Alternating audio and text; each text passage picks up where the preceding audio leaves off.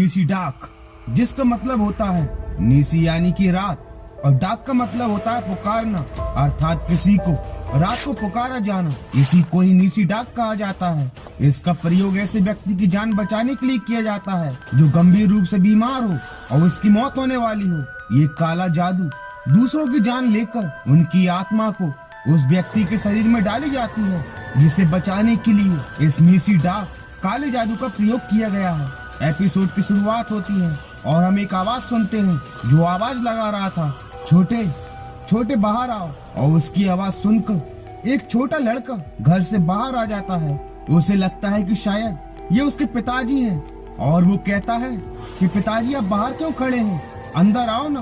पर वो आदमी घर से दूर जाने लगता है, जिसका पीछा वो लड़का भी करता है। और वो लड़का घर से काफी दूर गांव के तालाब के पास तक आ जाता है और कहता है कि पिताजी मैं काफी थक गया हूँ और हम घर से काफी दूर आ गए हैं, चलिए ना आप। पर वो आदमी कोई और नहीं, वो निशी डाक ही था और वो उस लड़के को अपने पास बुलाता है और वो लड़का तालाब में डूबकर मारा जाता है। जिसके बाद स्टोरी प्रेजेंट में आ जाती है और हम राज और सुनिधि को देखते हैं। राज एक बिजनेसमैन था और उसकी पत्नी सुनिधि एक डॉक्टर जो दिल्ली में रहते थे। उनकी शादी को सिर्फ 1 महीना ही हुआ था और वो कुल देवता की पूजा करने के लिए अपने गांव बिहार के सीतापुर आए थे। जहाँ राज कहता है कि माँ हम आज ही कुल देवता की पूजा कर कल दिल्ली वापस लौट जाएंगे। पर माँ जी कहती हैं कि बेटा तुम्हें आते आते रात हो जाएगी और यहाँ का माहौल रात को ठीक नहीं है। और तभी राज का चचेरा भाई भूषण आता है जो कहता है चाचा खोजी दस्ता तैयार है, आज रात से ही पहरा शुरू हो जाएगा। जिसे सुनकर राज कहता है खोजी दस्ता पहरा, पिताजी क्या बात है। जब पिताजी बताते हैं कि बेटा गांव वालों का कहना है कि हमारे गांव में कोई निशी डाक का प्रयोग कर रहा है। पिछले हफ्ते एक लड़के बिरजू की लाश उस तालाब के पास मिली। अब आप ही बताइए कि इतना छोटा सा लड़का आधी रात को तालाब के पास क्या करने गया होगा। ये काम जरूर उसी निशी डाक का होगा जो उसे बहला फुसलाकर वहाँ पर ले गया और उसे मार डाला। जब सुनिधि पूछती है ये आखिरी निशी डाक है क्या, जब माँ जी बताती है कि निशी डाक एक शैतान है, एक शैतानी आत्मा जिसका काले जादू में प्रयोग किया जाता है और रात को वो आवाज लगाता है और जो भी उसकी पुकार का जवाब देता है तो वो मारा जाता है। इसलिए जब तक कोई 4 बार आपको ना पुकारे उसकी पुकार का जवाब मत देना। पर सुनिधि इसे बस एक अंधविश्वास समझती है और रात को गांव का खोजी दस्ता पहरे के लिए निकल जाता है। दिन भर काम करने के बाद रात को पहरा देना सभी के लिए मुसीबत बन चुका था, पर किसी के लिए मौका। और उसी खोजी दस्ते का एक आदमी कुंदन अपनी प्रेमिका से मिलने के लिए चला जाता है और उसके घर जाकर उसे बाहर बुलाता है और एकता कुंदन के साथ रासलीला करने के लिए चली जाती है और कुंदन उसे एक खंडहर के पास ले आता है जहाँ एकता कहती है कि मुझे यहाँ डर लग रहा है, हमें यहाँ से चलना चाहिए।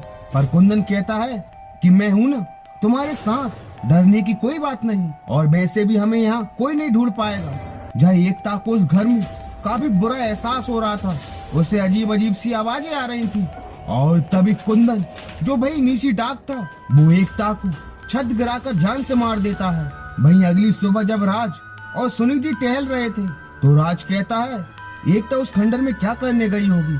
जब सुनिधि कहती है कि वो मुझे नहीं पता, तुमने टिकट कंफर्म कर ली है ना, तो हम कल ही दिल्ली के लिए निकल जाएंगे। और उसी रात जब सुनिधि पैकिंग कर रही थी तो बाबूजी आकर कहते हैं कि बेटा पैकिंग हो गई, पर कल मैं तुम्हें छोड़ने स्टेशन तक नहीं आ पाऊंगा। वो क्या है ना, एकता की मौत को 7 दिन हो चुके हैं और वो निशी डाक अपना अगला शिकार करने के लिए जरूर निकलेगा, तो मुझे रात को पहरा देने के लिए जाना होगा। राज कहता है कि पापा पहरा देने मैं चला जाता हूँ, वैसे भी सारा दिन तो मुझे ट्रेन में सोना ही है। पर पिताजी कहते हैं कि आधी रात पहरा मैं कर लूंगा, अगर लगा तो मैं तुम्हें बुला लूंगा, अब तुम आराम करो। और पिताजी चले जाते हैं और उसी रात पिताजी की आवाज आती है कि बेटा राज अब तुम चले जाओ पहरा देने के लिए।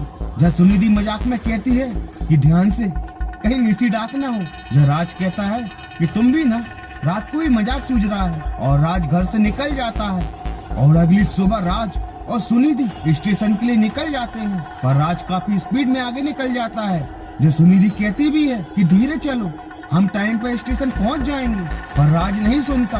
और जब सुनिधि थोड़ा आगे बढ़ती है तो राज उसे कहीं दिखाई नहीं देता। वो उसे काफी आवाज भी लगाती है और तभी सुनिधि को एक पेड़ के पास एकता की लाश दिखाई देती है और बिरजू की भी, जिसे देखकर उसके रोंगटे खड़े हो जाते हैं। और तभी उसका पैर एक और लाश से टकरा जाता है, जो लाश राज की ही थी, और वो जोर से चिल्लाती है।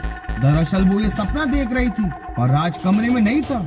और जब वो बाहर जाकर माँ जी से पूछती है कि माँ जी आपने राज को देखा, तो उन्हें राज के बारे में पता नहीं था। यह सुनिधि कहती है कि रात को पिताजी आए थे कि राज पहरा देने के लिए चले जाओ, पर तभी पिताजी आकर कहते हैं कि बेटा मैं तो पहरा देने के लिए गया ही नहीं, अचानक से मेरी तबीयत खराब हो गई थी। और ये सुनते ही सभी के मन में एक दहशत का माहौल घर कर जाता है। और तभी भूषण भागता हुआ आकर कहता है कि चाचा, बड़े भैया। और जब सभी जाकर देखते हैं तो राज भी मर चुका था और एक दुख का पहाड़ पूरे परिवार पर टूट चुका था। सुनिधि शादी के 1 महीने बाद ही विधवा हो चुकी थी। वही सुनिधि कहती है कि माँ जी मैं जा रही हूँ, मैं एक पल के लिए भी यहाँ रुकना नहीं चाहती। पर माँ जी कहती है कि बेटा राज के 13वें तक तो तुम्हें यहाँ रुकना ही होगा, यही तो रीत है। और सुनिधि कहती है कि आपकी इस रीत के चक्कर में ही तो मैंने अपने राज को खो दिया। न हम यहाँ कुल देवता की पूजा करने आते और न ही राज मुझे छोड़कर जाता। पर सभी के समझाने पर सुनिधि रुक जाती है।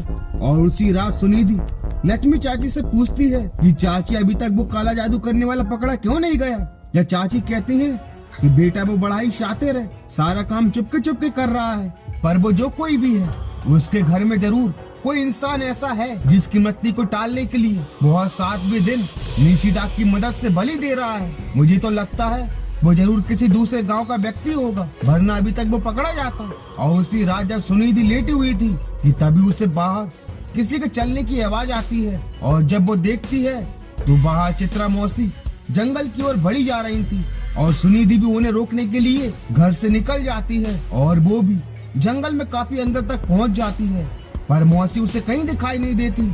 और तभी पेड़ की जड़ उसका पैर पकड़ लेती है। सुनिधि को भयानक सी आवाजें आने लगती हैं, पर वो किसी तरह पेड़ की जड़ को अपने पैर से निकालती है। और तभी उसे मौसी दिखाई देती है। और जब वो उनके पास पहुंचती है तो मौसी भी मर चुकी थी और वो जोर से चिल्लाती है, जिसकी आवाज सुनकर भूषण तुरंत उसके पास आ जाता है। पर दोनों चाहकर भी मौसी की जान न बचा सके। भाई सुनिधि ये सोच कर काफी परेशान थी कि आखिर ये काला जादू कौन कर रहा है। और वो चाची से पूछती है कि चाची हमारे गांव और हमारे आसपास के गांव में कितने मेडिकल स्टोर होंगे। यह चाची कहती है कि बेटा 4।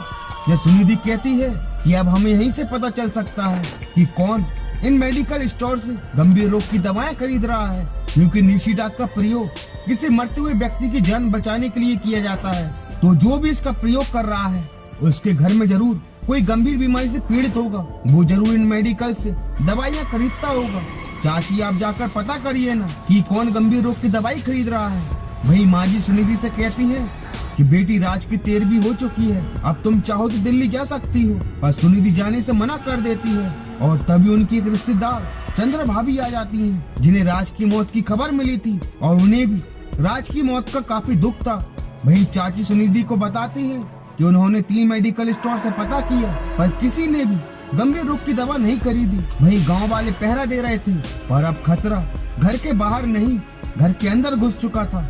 और पिंटू एक आवाज का पीछा करते करते घर की छत पर पहुंच जाता है, जहां उसे एक पतंग दिखाई देती है। और जब वो पतंग उठाने के लिए आगे बढ़ता है तो वो पतंग छत से नीचे गिर जाती है। और इससे पहले कि पिंटू भी छत से नीचे गिरता, सुनिधि आकर पिंटू को बचा लेती है। जब पिंटू सभी को बताता है कि मुझे सुशांत ने आवाज दी थी कि छत से पतंग उठा ले, फिर मुझे कुछ याद नहीं। पर वो निशिदा पिंटू की जान ना ले सका, पर उसने गांव की ही महिला को जान से मार डाला। भैया यशोदा नानी की अचानक मौत हो गई, जिसका पता उन्हें दूसरे व्यक्ति से चलता है। वहीं चाची आकर कहती हैं कि मैं चौथी दुकान पर पता करके आती हूँ। और उनकी ये बात माँ जी सुन लेती हैं, जो कहती हैं कि लक्ष्मी तू जा यहाँ से, मुझे पता है कि तुम दोनों के बीच क्या खिचड़ी पक रही है। मैं सुनिधि सोच कर परेशान थी कि आखिर वो कौन है जो निशिदा का प्रयोग कर रहा है। और तभी उसे याद आता है कि चंद्रा भाभी को किसी का फोन आया था और वो किसी दवाई की बात कर रही थी, पर वो दवाई तो हार्ट अटैक आने वाले व्यक्ति को दी जाती है। हाँ, बुरान घर पे भी और उसे यकीन हो जाता है कि निशी डाक का प्रयोग चंद्र भाभी ही कर रही है। और तभी लक्ष्मी चाची आकर बताती हैं कि मैंने पता लगा लिया है कि वो दवाई कौन खरीदता है। वो दवाई चंद्र भाभी ही खरीदती हैं। उनके पति हृदय रोग की बीमारी से पीड़ित हैं। 5 बलि वो ले चुकी हैं और आखिरी बलि वो देने वाली होंगी। अगर उन्होंने छठी बलि दे दी तो उनके पति तो बच जाएंगे, पर 6 लोगों की जान चली जाएगी। हमें रोकना होगा उन्हें, हमें अभी चलना होगा। और दोनों जंगल में चंद्र भाभी को ढूंढने के लिए निकल जाते हैं। और तभी चंद्र भाभी कहती हैं कि जिसे तू चाची समझ रही है वो चाची नहीं, निशी डाक है। और अब मुझे तेरी बलि देनी होगी क्योंकि तू मेरा राज जान चुकी है। और तेरी बलि देने के बाद मेरे पति बिल्कुल ठीक हो जाएंगे, क्योंकि मेरा बेटा एक बड़े डॉक्टर को लेकर आ रहा है जो उनका इलाज करेंगे, जहाँ एक तांत्रिक बलि की तैयारी में जुटा था। और जब भाभी सुनिधि की बलि देने के लिए जा रही थी कि तभी राज की आत्मा प्रकट हो जाती है, जिसे देखकर वो तांत्रिक वहाँ से भाग जाता है और चंद्र भाभी का शरीर भी जलने लगता है और वो उसी खंजर के ऊपर गिरकर मारी जाती है। और निशी डाक का प्रयोग करने वाली औरत मारी जाती है। भले ही राज मर चुका था, पर उसकी आत्मा ने आकर सुनिधि की जान बचाई। उसने अपने पति होने का कर्तव्य निभाया। और इसी के साथ निशी डाक इस एपिसोड का दी एंड हो जाता है। And thank you so much for watching this video.